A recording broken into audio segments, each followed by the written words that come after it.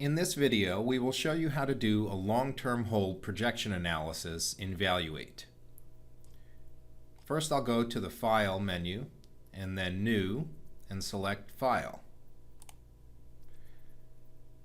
On the New File page, I'll select the property type. And now I have a choice as to what type of analysis I would like to perform. A long-term hold, which is currently selected, or a flip, and a detail load or a quick load, which is currently selected. I'm going to leave the settings as they are and illustrate a quick load long-term hold analysis. I'll put in a property name and a scenario name, square footage,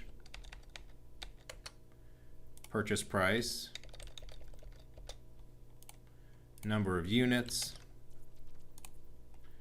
a year one effective gross revenue,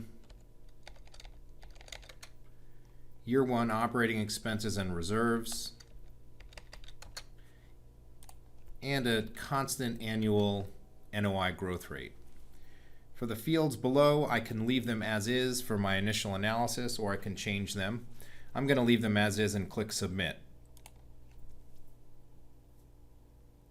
And just like that, we have an 11-year discounted cash flow analysis, and we can make any changes we would like in the file.